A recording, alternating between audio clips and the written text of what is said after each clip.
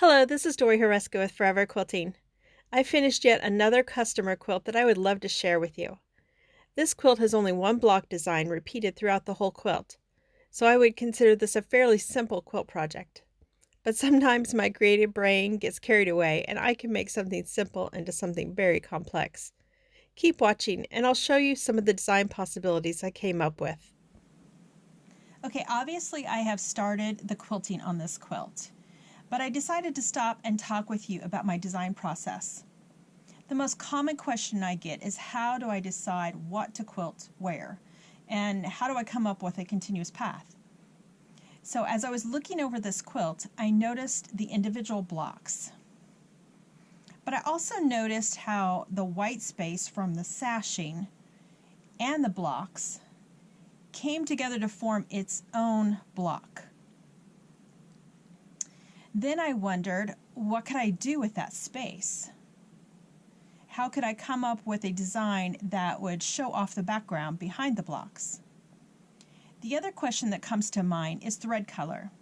I have some dark blocks and some light background. So if I quilt with only one color thread, which is my preference, then it's going to show off in one place or the other. And by the way, the backing is black, but I'm not going to let that scare me from using white thread, which is probably what I will do. And it's actually not white, it's like a cream fabric. So I'll probably use cream thread in here and then a darker thread for all the blocks. Now before I start with the design, I'm going to lay out my plastic. This is just a roll of plastic that I can lay between my long arm rollers and test out my designs using a dry erase marker. It measures 20 inches by 12 foot and can be found on my website. Okay, usually I start by choosing a theme and then a connecting design. So the theme here, I've already decided it's going to be some flowers because that's what I'm really into right now with the making of my floral confetti book. So I've already marked the center of each block with a circle grid. So I know the flower will go there. If I do decide to put something in this white area, I was trying to divide the block and kind of create its own block. So what if I stitched in the ditch around here and put something inside? And then I tried to think of, okay, how could I make this into some form of squares, maybe even a cross-hatching like. Let's see. Maybe even just straight squares. So what if I put like a 9 patch? I could change this into just a 9 patch block. Now I wouldn't actually quilt those lines, but that's what I'm envisioning. And then I could put some of my connecting designs in there, like the basic curl.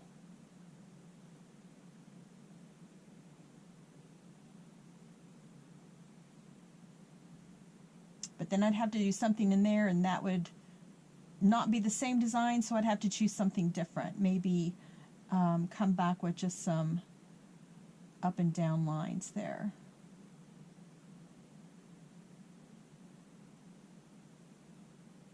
And maybe stitch in the ditch around it, that might be enough. But as I was thinking along those lines, I looked at this space right here and it's like, okay, what in the world am I going to do with this space here if I put this 9 patch here? And really there's a few different ideas that come to mind. Maybe a flower here to repeat the flower that's here. But then I would have this space in between. And again, we're looking at designs, but we're also going, okay, but if I put that design in there, how am I going to make it continuous? So I mean, as I'm ditching, I could create some straight lines, but then I'm over on the other side, so that wouldn't really work. And then I have to think about what will go inside of this block. I could come over here and do a flower, which I realize you can't really see the design here. Actually, I meant to say feather. Just putting a feather in that triangle, coming from one corner. And then maybe some just curves in here by dividing this block into two, because I could take this line from the stencil and extend it out, and then just put some curves in there. But I also have to keep in mind this block is going to be one color thread, so all the designs within this block have got to be continuous, and then all the designs within this area needs to be continuous, the white area.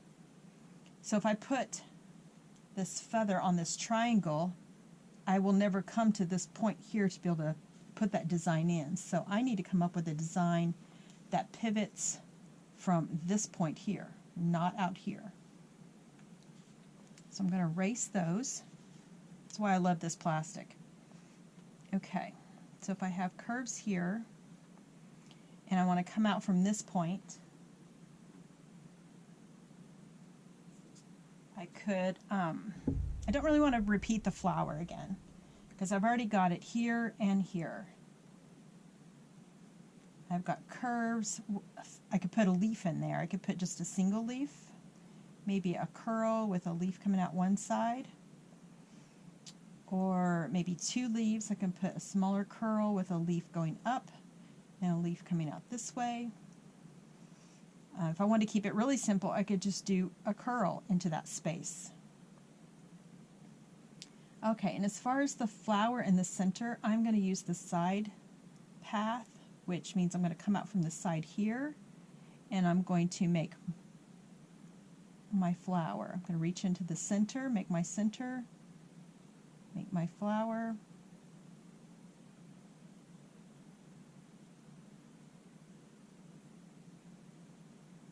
And then make the other petal, something like that.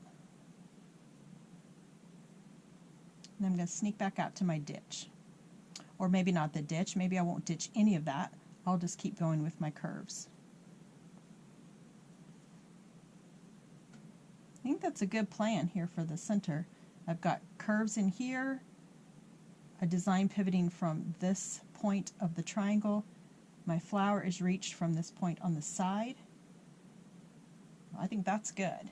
But I'm still not really happy with this out here because I see it being really complex.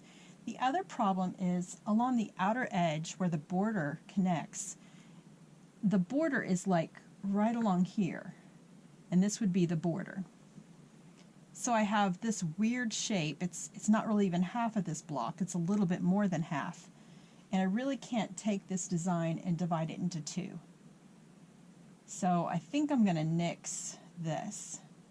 I also look at this and go, okay, this is really complex. This is going to take a lot more time to work through that whole design. And sometimes when we're thinking about what designs to choose, we have to think of the customer's budget and also just, how much time it's going to take. Sometimes I can come up with a design and it's so amazing that I really don't care what the budget is or what time it takes. I just can't wait to quilt it that way. And it's worth it. But other times it's like, okay, I think the quilting is too much for the quilt. It doesn't really need all of that. So I think we will just look at how could we quilt this area here without dividing it into this block and this space here, but actually doing it just like it is, where it's sashing. If we did maybe just some straight lines to kind of shrink this area, and the straight line echoes the ditch. I know my lines aren't very straight, but you get the idea. And then in the middle, maybe do some wishbones or ribbon candy or something like that down the center. And then as I'm ditching this block, I could come in here and catch all of these spaces. Now I could mimic these curves over here, but I think that's too much, too many curves. We did take out the flower, so maybe we could work in the flower design.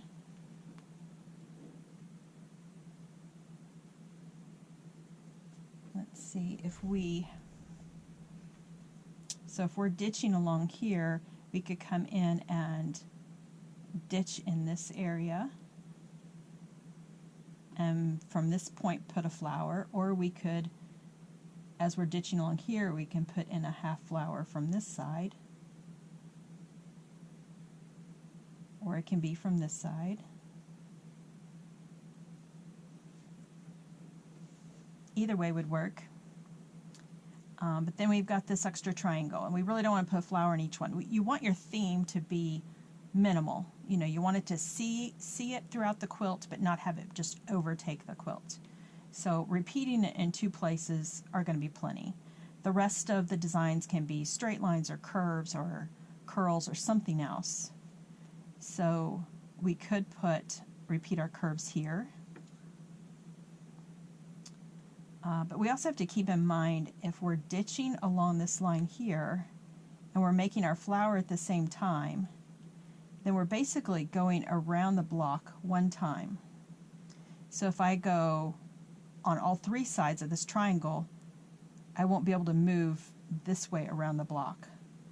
So really we only want to go across two sides. I hope that makes sense. Sometimes I can say it out loud and think it in my head and I'm not quite relaying it correctly, but if we curved up and over and then down, did our flower, over, up, curve, then you can see how we're getting all the way around the block. We're actually going to change this one to the inside.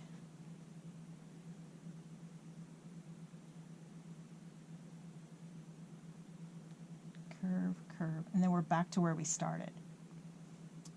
I almost feel like this doesn't fill in the space very much. It leaves a lot open compared to the rest of the quilt. So maybe we could change this one to straight lines, and that way we could come back. And again, that's twice, so now we're back here, but we can do it 3 times, and we'll end up on the other side, and then go down and around. That would fill in the space more and also create kind of a different design by using straight lines here, curved lines here. I think that looks good. All right, so next up, I'll show you some of the quilting.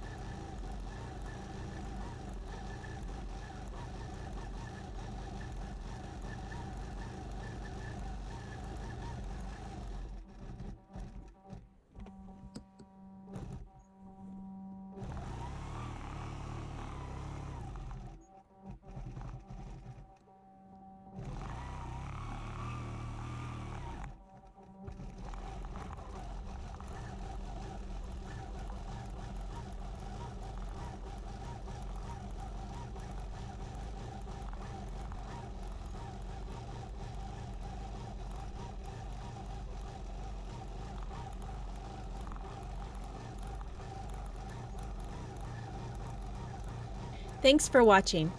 The designs talked about in this video can be found in the book Making Connection in Floral Confetti. These books and other supplies can be found at forever-quilting.com. If you enjoyed this video, please like it, share it with your friends, and subscribe to my channel on YouTube so you don't miss the next video coming out soon. I'll see you next time.